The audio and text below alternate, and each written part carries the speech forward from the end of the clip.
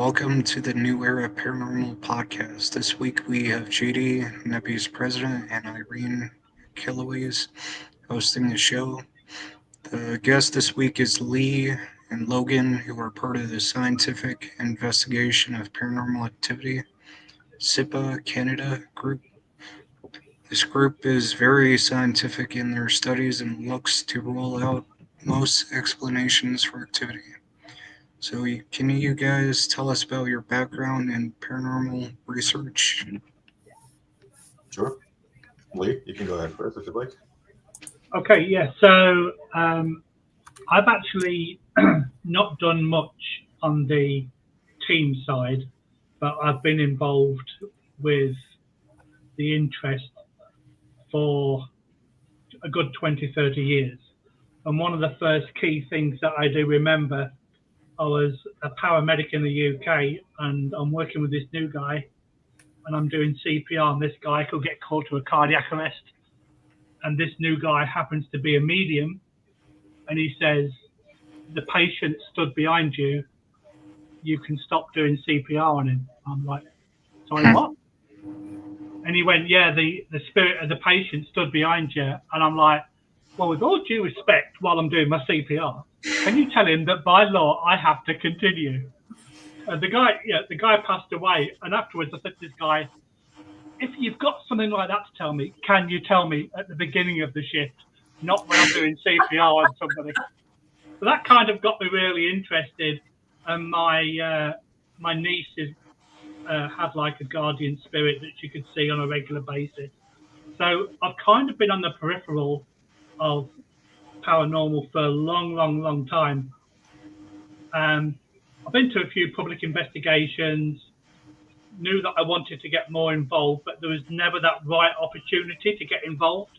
So go as a member of the public, that was fine. But then I went to a public session in February and actually bumped into Logan and Bolter. And they had a few toys with them. And we started talking, exchanged details. And then we arranged to meet about a week or so later. And as the rest, as they say, is history. We decided to work together. We then created the name and then moved forward. And we've been we literally are in contact with each other every single day since. Mm-hmm. So this is kind of like how I've got involved. So I prefer to look at things from a more of a scientific angle than just going, oh, I've heard a bang, that must be a ghost. So I've done a lot of online courses, the basics of parapsychology. I've done demonology basic courses, poltergeist, to learn all the correct way of doing stuff. And so I kind of have some of the scientific tools, whereas Logan's more the video and the audio guy. So I'll let Logan now explain his background. So I got into paranormal investigating about 5 years ago. I had just moved back from Toronto during my time there. I was from film school. So I was there for about 4 years or so and then came back to Ottawa looking for a job. And I saw a posting for a team in the area.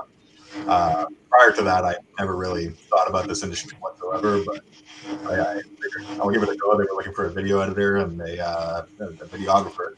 So I went on my first case, saw some crazy stuff, and figured I got to get into this. So 5 years later, like Lee's saying here, every month I'd say, and it's just it's been a crazy ride so far, honestly. I mean, the things that we've seen too, we've gone to quite a few places on our end there that just never really thought would be possible. There's some great locations in the area for sure. You said you saw some crazy things. What's one of the crazy things that really drove you to wanting to do this? So, I mean, the first investigation we went to was just a basic home investigation.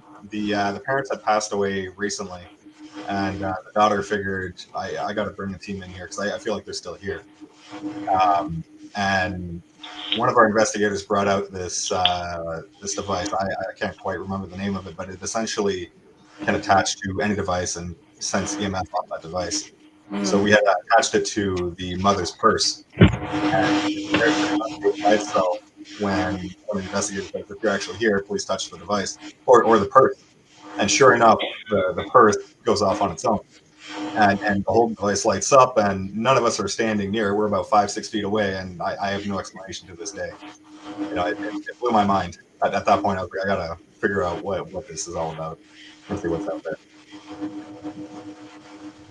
Very cool.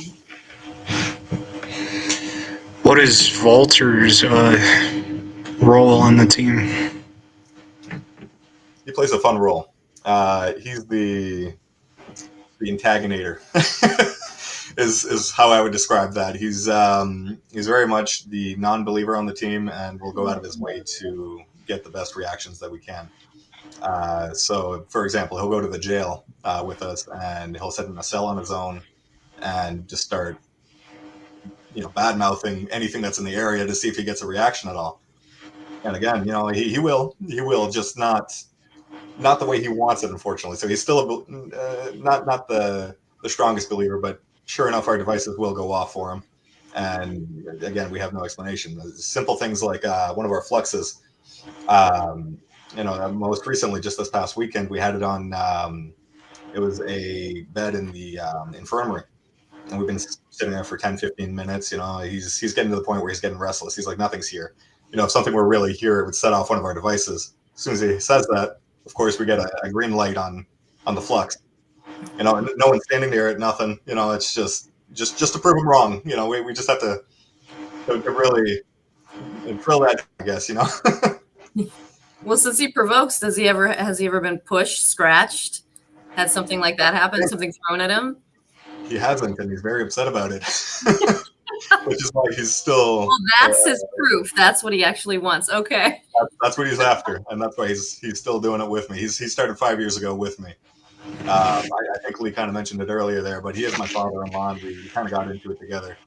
So we've gone basically on every case together. There's a handful where I think he went on one with Lee most recently, where Lee, I think you had gotten some pretty good evidence on that one there. Yeah, so that will bring us in line to the video that I sent you. So we're at a mill just outside Mississippi Mills, which is about an hour drive from Ottawa. And it's a tourist location, plenty of countryside, and you can walk through the woods.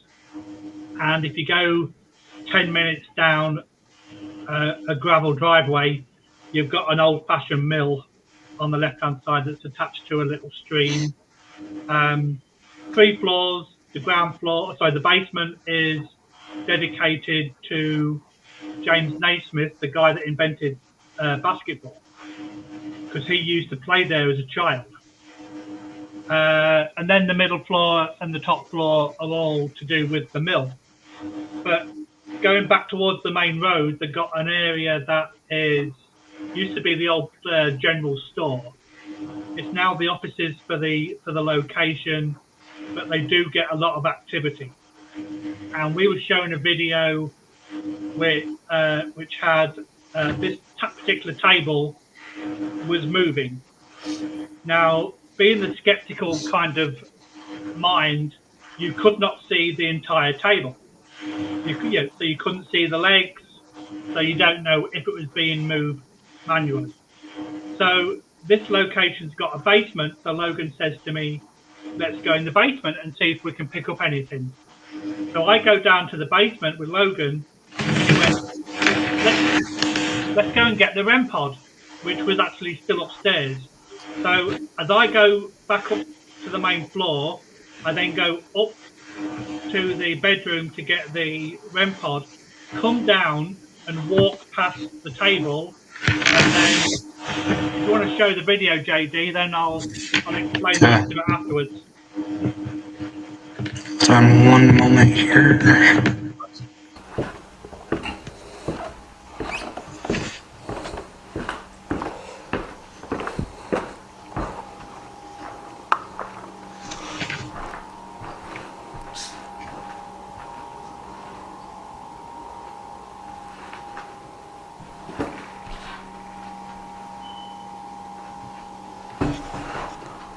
hear he's trying to replicate what he had just done. Someone just me. That it wasn't him. Yeah, so basically, you heard the sound. I stopped. I immediately looked around because I thought someone was behind me.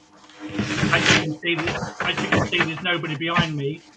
I then go to try and debunk it by brushing past the table, brushing past the chair, but I cannot replicate this sound.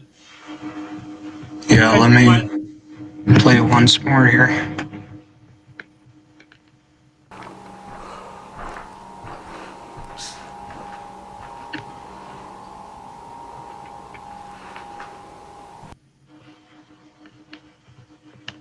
Yeah, so it was really strange, and I actually heard that with my own ears as well. Because I'd got a body cam, so that's what you could see was the body cam. And I'm sort of like, hang on a minute, I just got psst. And it kind of threw me a little bit because it's sort of like, I wasn't expecting it for a start. I sent the video to a friend of mine. Well, this is a guy who has the company in New Brunswick, who's got an audio and video specialist, and they can say, yeah, it's a genuine video. It wasn't altered or changed in any way. You didn't have the audio, so you've got a genuine catch. So I'm as pleased as punch because that goes in the unexplained pile of the audio and video that we have. So that I was really pleased about having that experience. Mm-hmm.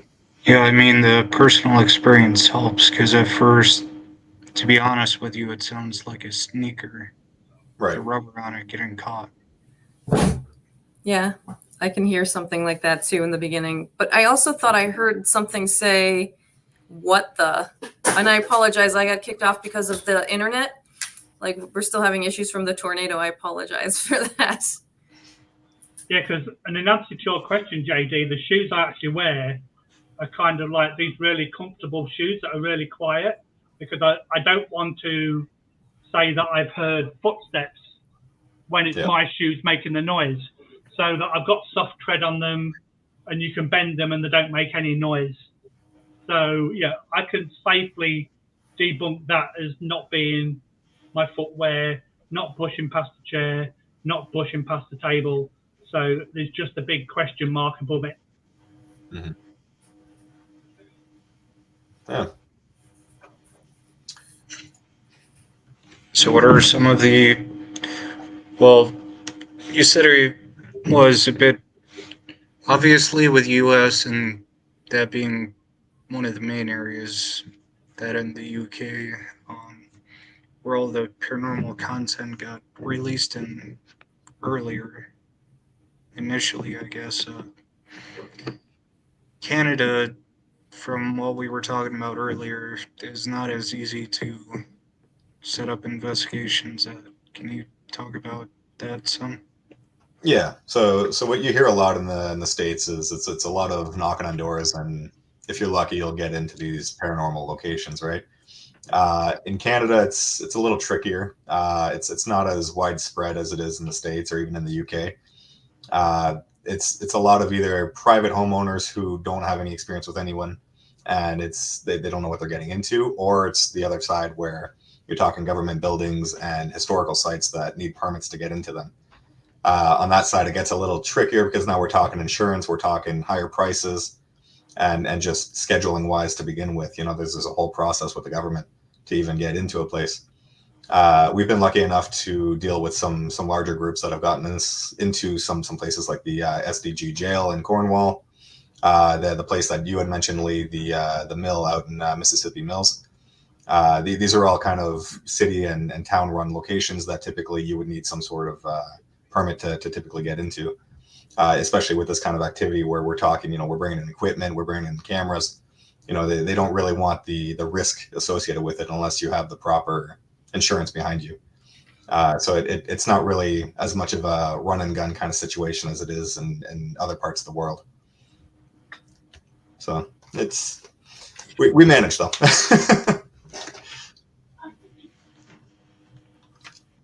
Would you say as far as teams that there's even much infrastructure?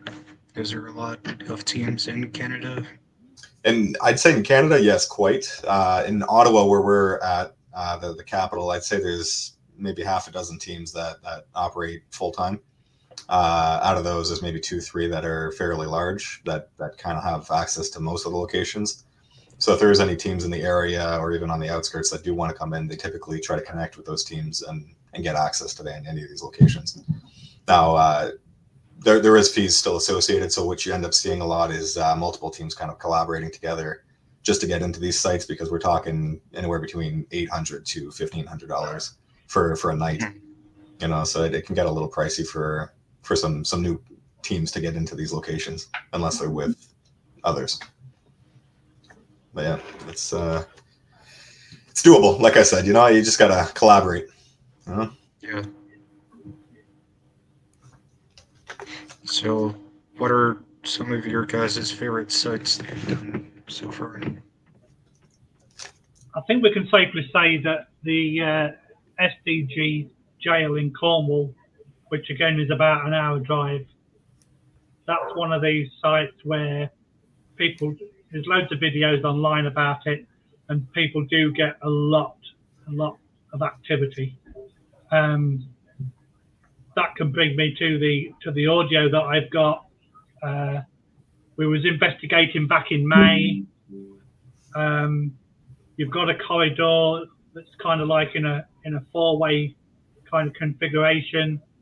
Logan and Bolter go off to the sides to different rooms. I go down the bottom and turn left into like a little small cell block, and that's called the Hell's Angel cell block, because Hell's Angels used to be housed there during the day. And I'm just asking the general questions, you know, if anybody's here, please make a sound, please, you know, please say some blah blah blah. And I never actually heard this at the time, but when I was reviewing the audio, as soon as I finished saying, and that I would appreciate that, then I heard a double breath on the audio. So I sent it to Logan. Logan goes, "Yep, I can definitely hear that." So I sent it to another guy, another friend of mine who specializes in audio.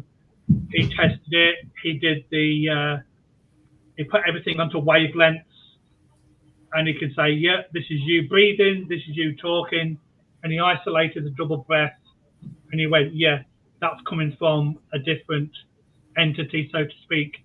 But there was nobody within 30 or 40 feet of me. I was in the room by myself. So if you'd like to show that there is now, I believe. If you've got access to that one there. I would very much appreciate that. So that double breath there is what I heard on the audio, and obviously kind of like did I hear it? So I must have played it back 5 or 6 or 7 times. So like I say, I then got other people to check it, and they confirmed that it was a double breath. And then I sent it to my audio guy that broke down into the sound waves and said, "Yeah, that definitely wasn't coming from you. It wasn't you breathing. It was definitely somebody or something else in that room." So that jail, it does get a lot of activity. Many different groups go there. We got sent a video just yesterday where somebody was closing up after a public event, is walking down a single corridor. He asked if there was anybody there, and then you clearly hear a yes on the audio. But he was in the building by himself at that point after the event. So I would say that's one of my favourite places right now. What about you, Logan? No, I would agree. SDG Jail is definitely one of the hot spots in Ottawa.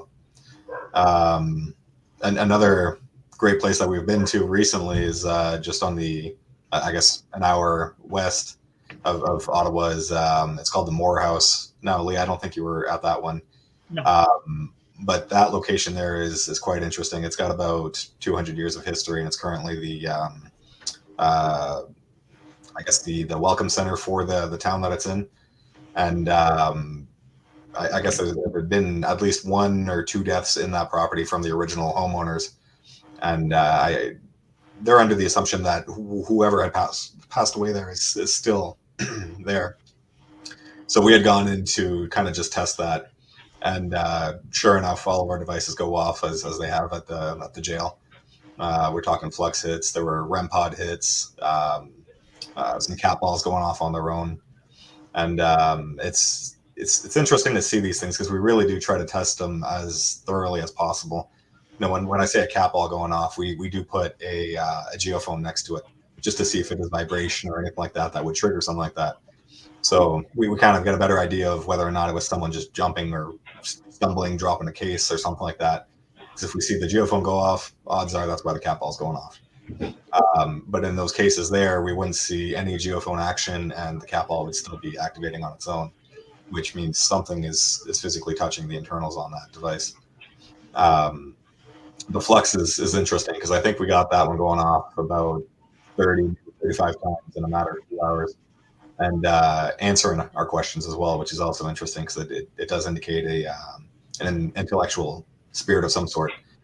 So it's there was quite a few different elements to that night that kind of made it a little more believable for anyone that does work there or want to visit. Some other interesting elements too is we had some Estes methods going on that night there, and some names came through from the people doing the Estes method. And these names were actual names of the people that worked at this location that weren't even there. So the one employee that was there was losing her mind.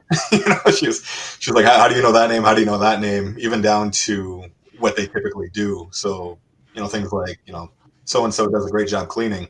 And sure enough, that's their job, is to clean the location. And it's like, how would we know that, not knowing that there's really that many people working there?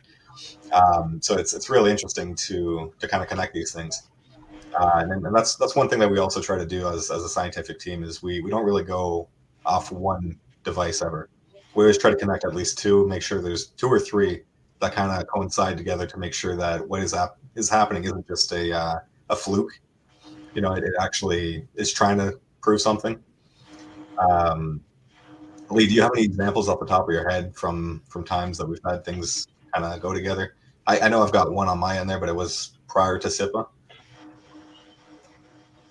So we did go to a location a few months ago. It was an Airbnb, and we were putting some of the things to the test.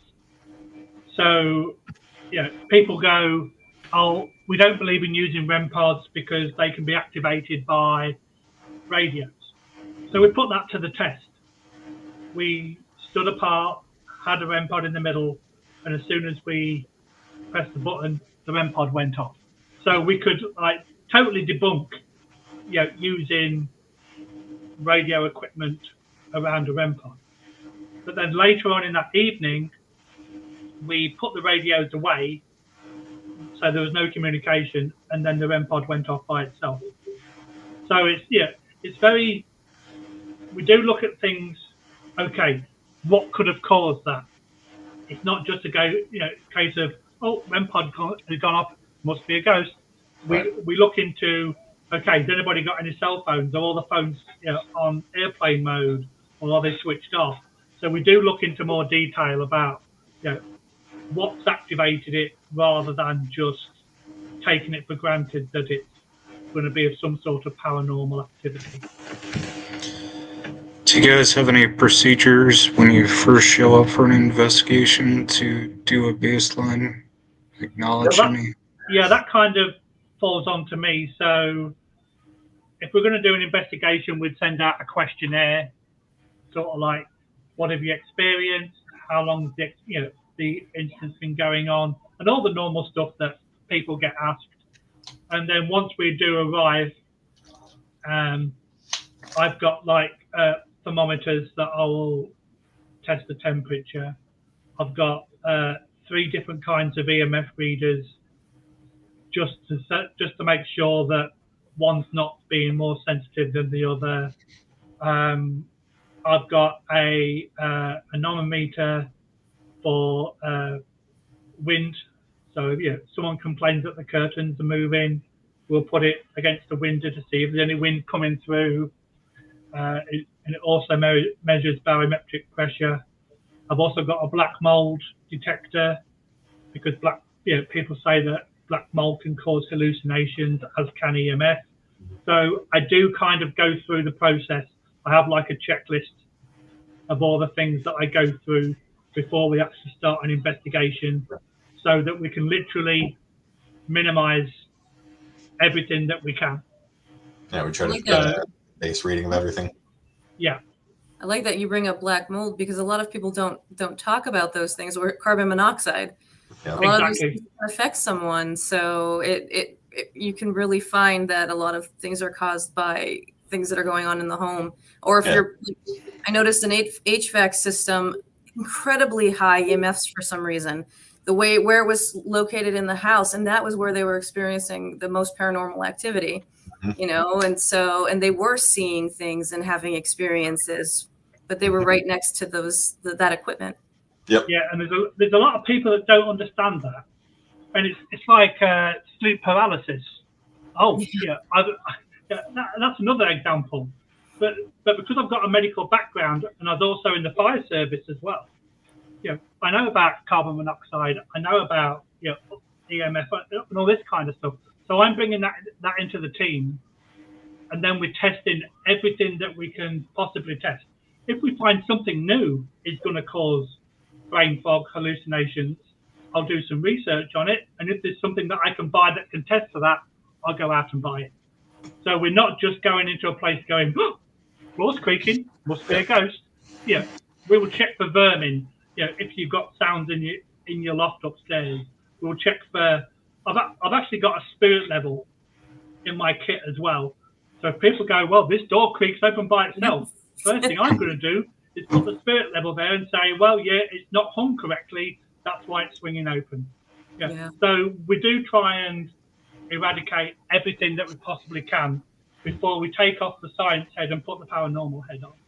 What about the psychological perspective? Because you also have to determine, and you have that medical background, if what's coming from a person you're helping, you're in their residence, and there's actually a psychological issue going on as opposed to being paranormal. And that's one thing that doing these online courses has really helped, because I did a basic into demonology, and these guys are actually saying that in Italy, 250 clergy were taken on to a Catholic church as exorcists, but every single one of them has been trained in mental health issues.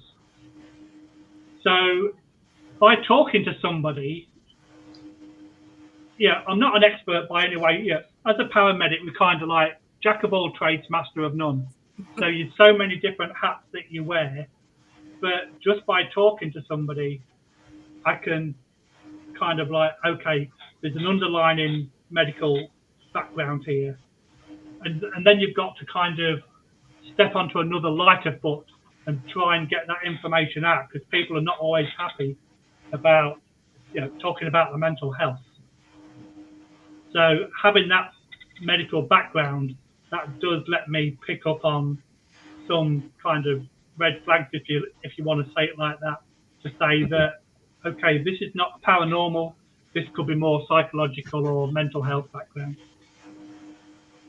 Which is really important, and you know how to approach them in a delicate fashion, as opposed to headstrong, going in and just throwing things out there. Exactly. What is the company that does the courses that you would recommend? So there's it's called PPRI. I'm just gonna get the full name, and it is the Paranormal Phenomena Research and Investigation, and they do courses. Click the page up. Some of the courses that they do, they really do things from a doctorate kind of level. They do the basics of ghosts and hauntings. Like I say, I've just finished my poltergeist phenomena. They do introduction to cryptozoology, introduction to demonology, introduction to parapsychology, and then other courses for investigating UAPs and UFOs.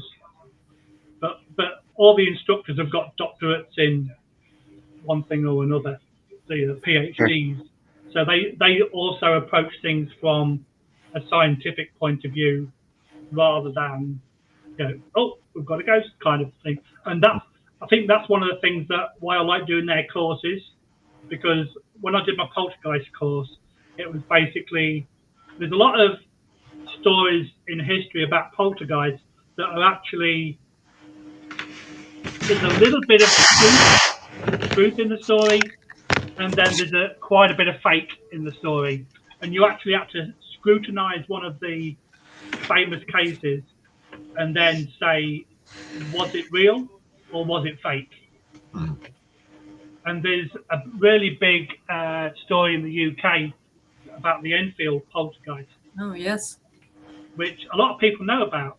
But when you look into detail about it, there's a lot of questionable activity that actually happened.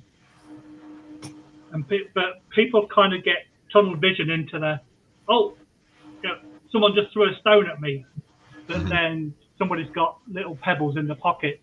And Borley Rectory is another one where the investigator was found to have pebbles in his pocket. Yeah, and it's like there's a lot of these like famous cases that you really have to look into in detail and go, yeah, this is not quite what it looks like. And then you can actually see some of the questionable activities that occur. Has there been? So with you, go ahead. Go ahead, JD. with you guys being scientifically based, are you guys open to the idea of having psychics for paranormal research? You've got to be careful what you say now, because Irene, that's your field. You can say whatever you feel. It's okay. Okay, Logan, do you want to start on that one? I'll be honest. I'm a little more skeptical on that side. Now, that's not to say I haven't had experiences with mediums and psychics and whatnot that I can't explain.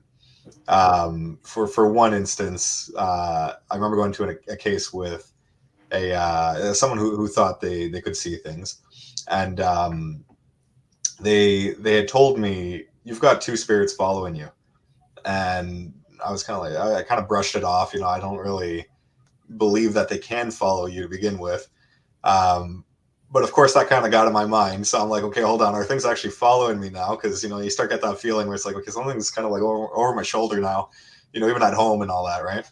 So next time I see her, I'm like, okay, can you get rid of these things? Do whatever you want to do to get rid of these supposed spirits. Now, here's the part I can't explain. That same night at around midnight, I woke up out of nowhere and just puked. I just completely lost it. And I wasn't feeling bad the day before or the night before or anything like that. So I just out of nowhere woke up and had to go, puke.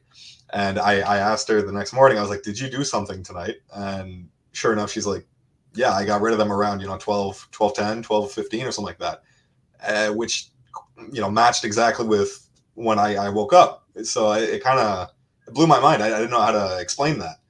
But otherwise it's kind of like, you see them kind of talking to things sometimes and it's like, is there really something there? I can't see anything. There are times where sure my K2 might spike when they're saying they're talking to something, but how do I know there's not something in the walls? Or I don't know. There's some instances where I can't explain it, and then others where I'm a little more of a non-believer in that sense. Well, vomiting is common for expelling. So gagging, yawning, things like that, it's common for expelling.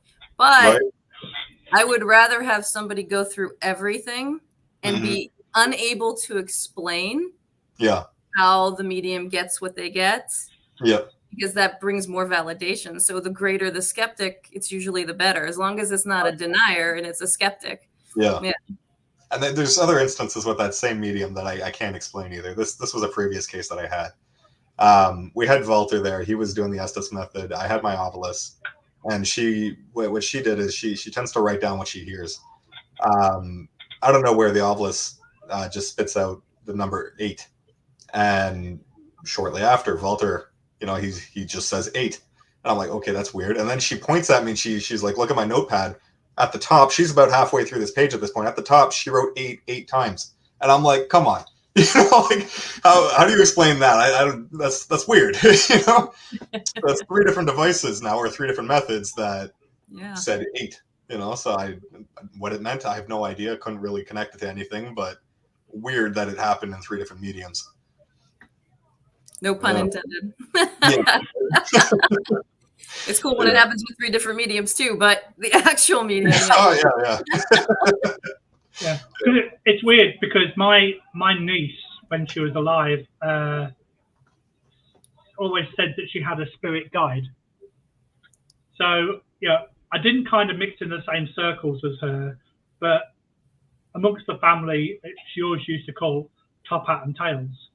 So this guy that she could see always had a top hat and tails, and we used to hear that she used to talk to him all the time. But one of the strange things, when I was a paramedic, I went to a guy at a walk-in centre that had allegedly fallen, but he's got a history of epilepsy. And when I'm questioning him afterwards in the back of the ambulance, I'm going, so this was a epileptic seizure? And he went, no. And I went, well, how can you be so sure? And he went, because my guide wasn't there. And I went, I'm sorry, what? And he goes, yeah, whenever I have an epileptic seizure, I have the same person stood in front of me every time telling me to lie down because I'm going to have a seizure. It didn't happen on this occasion. And I'm like, I can't put that on my patient report form. And it's like, and my sister was actually a nurse on duty. And she went, this is an epileptic seizure. And I went, no, it's not, but I can't explain it. And it's like, so, I've not really had much experience with mediums per se communicating, but to have people having their spirit guides, there's been a couple of episodes, a couple of different instances. So I'm one of these people where I want to know what you see, what you hear. I want to be in your head. So I want to experience what you're experiencing. So then for me to say, okay, yep, I can check that box. That's now, I now believe in Irene as a medium, so to speak. Yeah. There's, fMRI has made some progress in kind of watching the medium's mind, and when they have responses to something or when they see something and it focuses. I've seen a couple different locations, so I can't tell you for sure, but when it focuses in certain areas of the brain. But the way a medium works too is it's like there's full function, and then suddenly there's very controlled and specific function. And so, but it lights up much brighter or something like that. So it just depends on the studies. But yeah, it's really hard because you connect physically, you connect, with your mind's eye, you connect audibly, you think, you hear thoughts and things like that. So it's really hard to give the experience to someone else. And so, if we could figure out a way where you could actually do that, that would be amazing. I think we should get one of those hats that Doc Brown had in Back to the Future. Yeah. Mediums seem to be a recently very popular use, but just another form of tools because they're not always right, but the majority of the time they're right. There was a incident in the UK with a now deceased medium by the name of Derek Okora. And he was on a TV show called Most Haunted. And there's a doctor of parapsychology by the name of Kieran O'Keefe who debunks just about everything on the planet. And he had his doubts about Derek Okora. So he wrote 2 names on a piece of paper and then just put them to one side in the property that they were investigating. And sure enough, halfway through the evening, these 2 names popped up in spirits that were present. And he's sort of like, hang on a minute, red flag. And like this guy never worked with them again after that because he called him out on it. And it was like, he'd read the piece of paper on the table. Man. The interesting part about that, though, is how much of focus did the guy that was trying to test the medium have on that they were putting out there? That's a good point as well. Yeah, like I say that bit I don't actually know because it wasn't actually televised. So this was just when you read the bio of this individual, it actually said this happened at this event, and they never used him again after that. Right. Well, yeah, if you don't maintain that ethical standard, nobody's going to believe you. And unfortunately, one situation can affect all mediums, no matter how honest or good the medium is. But Exactly. Yeah. no medium is right 100% of the time. We're all human. We all have our own egos and our own experiences. That's what brings people to us, but also at the same time, it can affect us. It's not it's not a perfect game. Right. For sure. So I see you have all your equipment in the back there. I do.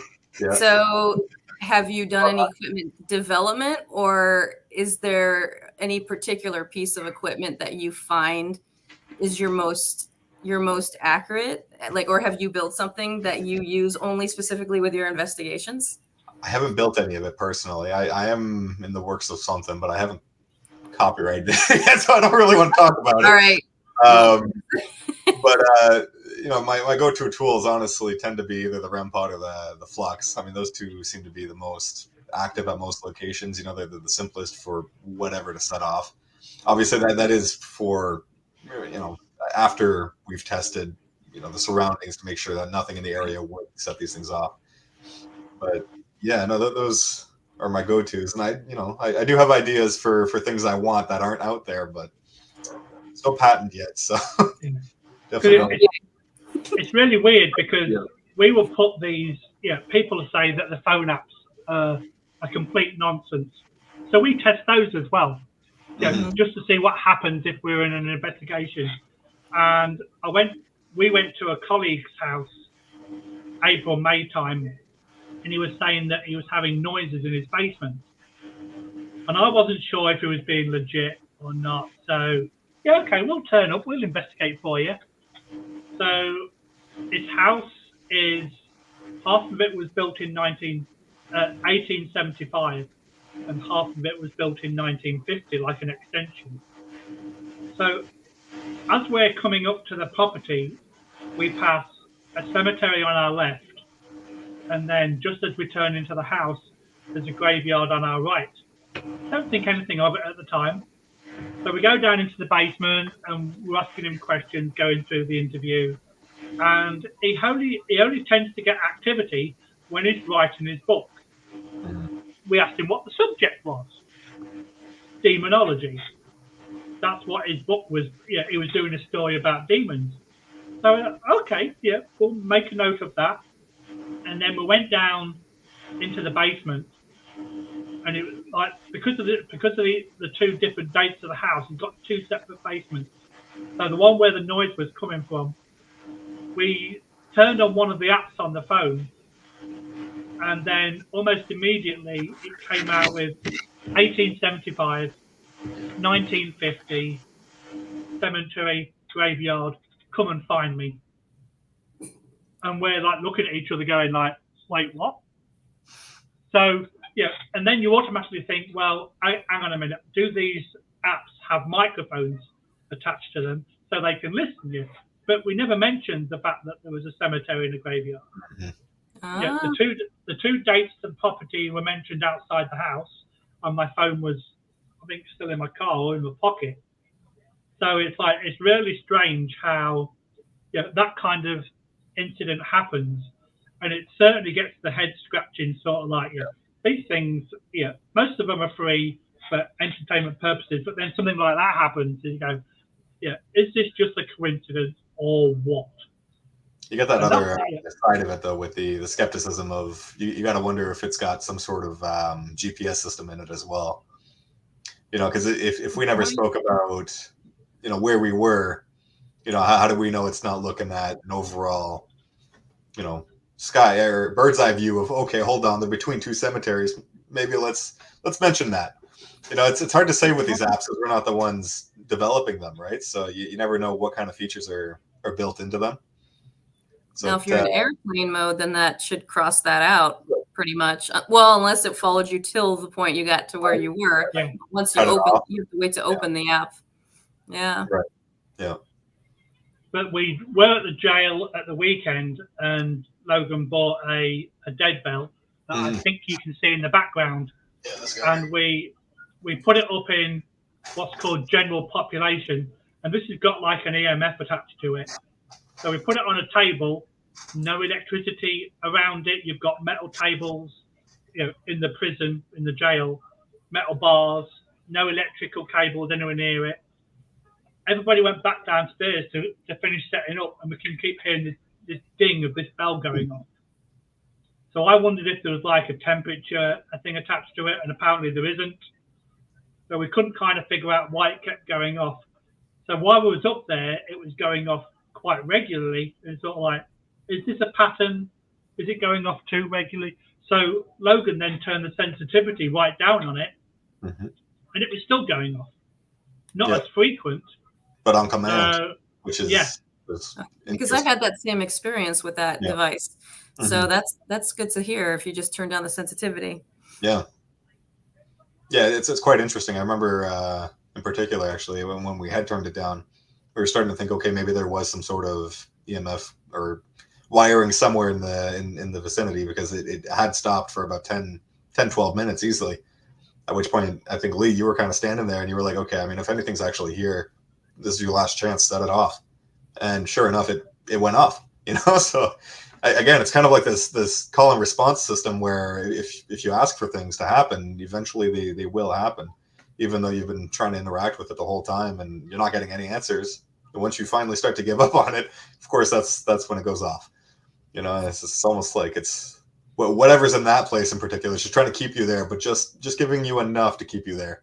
Yeah. Not trying to entertain you the whole time. That's for sure. In true paranormal fashion, that's pretty much. Yeah, exactly. Right at the last minute every time. That's when paranormal investigators started incorporating, well, if you want us to leave, set it off. If you want us. That's exactly it. Yeah. I think you had said something similar along those lines, actually. Yeah, it was good.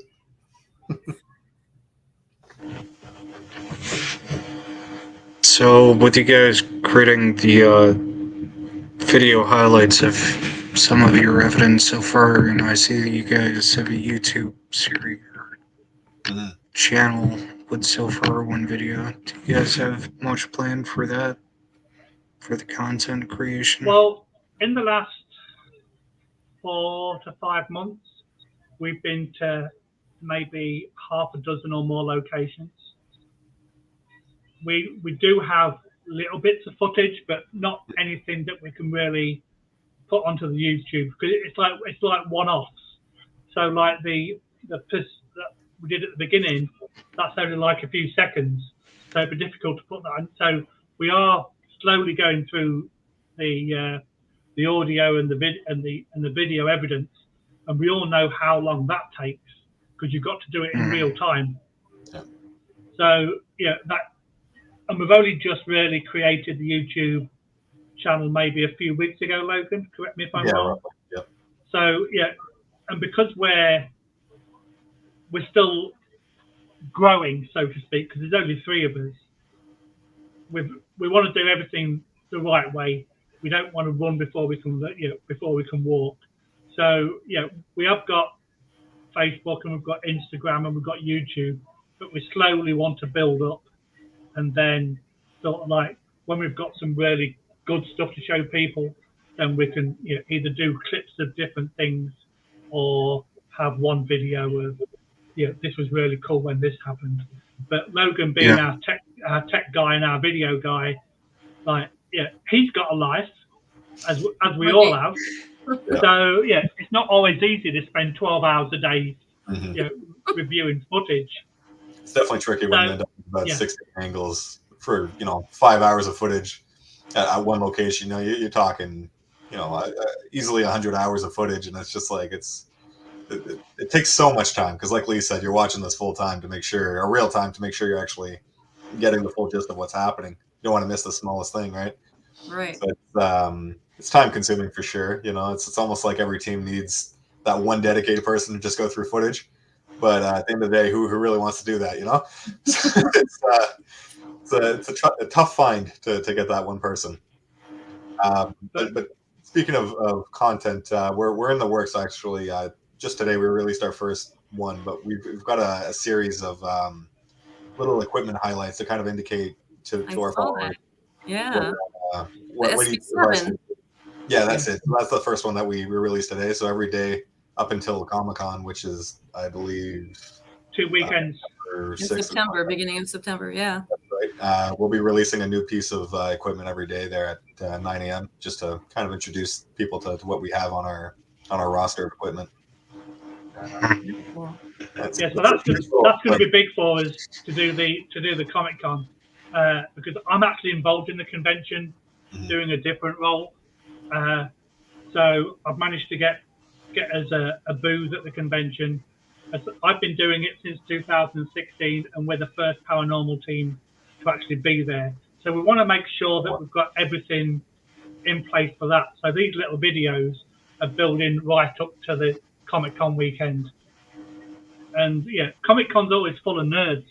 So hopefully we can get a few more people that are just as enthusiastic as us. And then it's going to be, if you're enthusiastic, great. Here's 100 hours of video. Crack on and watch it. Let us know what you find. Yeah.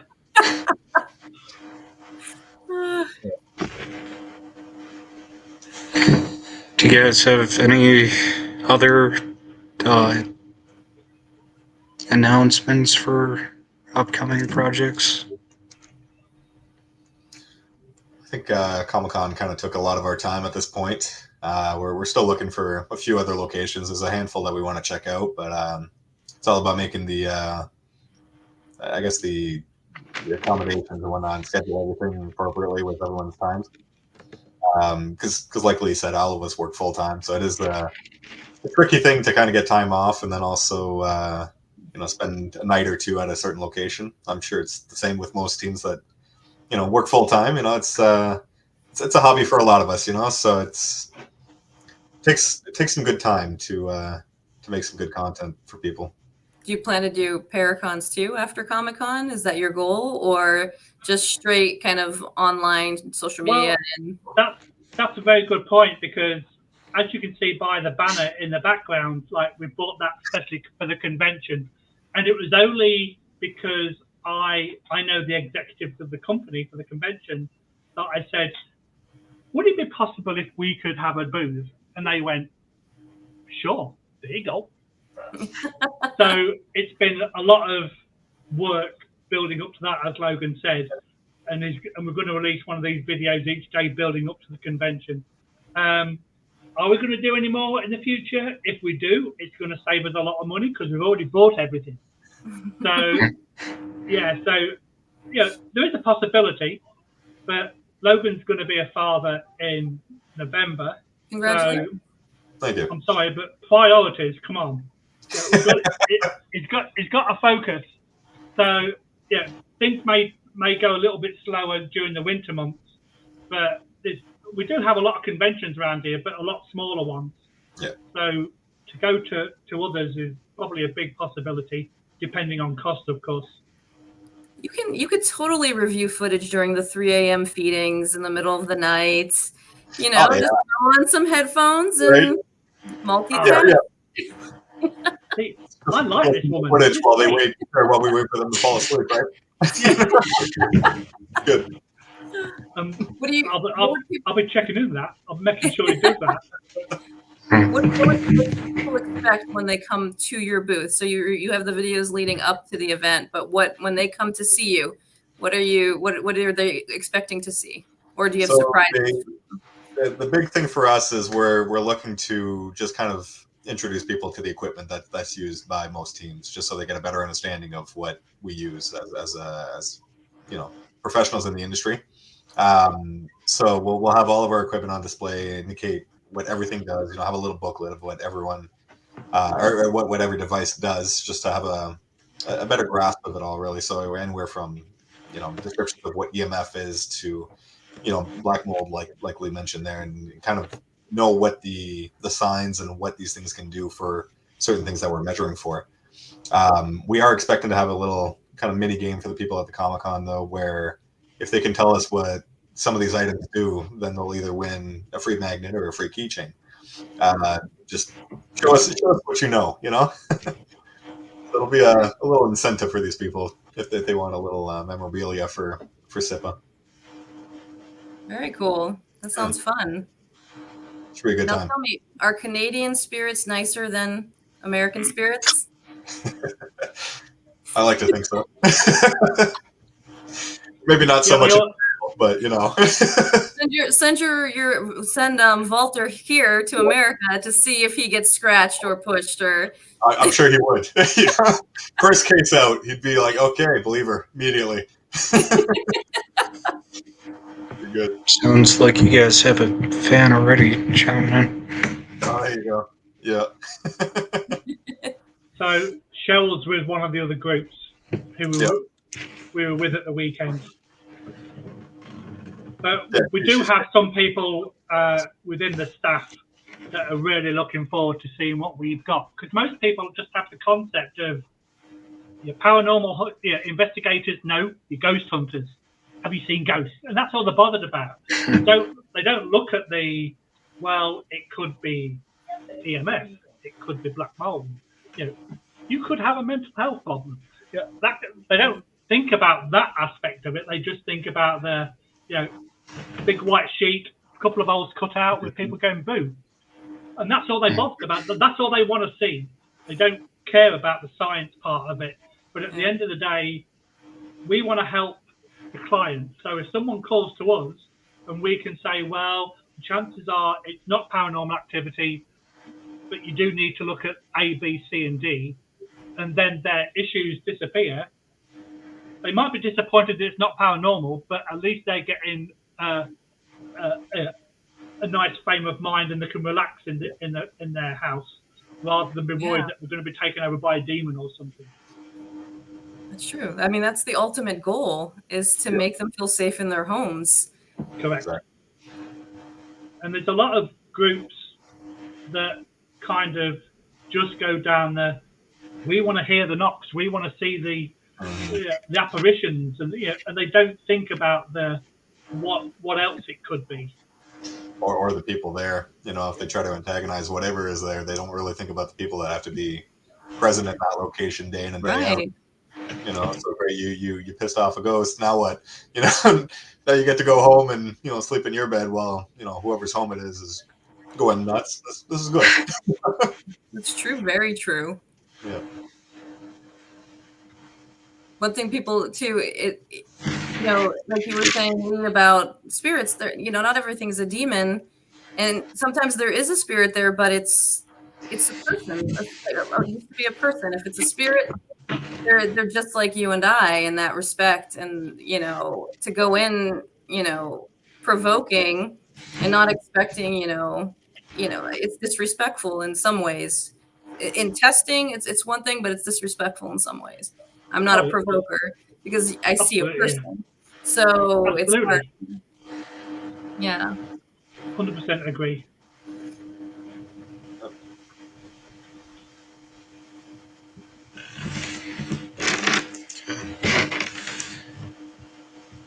I think I'm going to go ahead and wrap up this podcast. Unless you guys have anything else you would like to bring up. Basically, if anybody is watching that knows where Ottawa is, just come over the border if you're in the US, come and visit Comic-Con, and we'll be happy to talk to you. Sounds like it's going to be a great experience. Oh yeah, but we do appreciate you guys having us on. You are our very first podcast, so thank you for that. Thank you. Like I say, it does get our name out there. So if people are watching this, then come and talk to us. We don't bite. Very true. Thank you for joining us too. We enjoyed having you. It was a great experience. We appreciate it. Awesome. You're Thanks, most guys. welcome. Thank you very much. Yeah.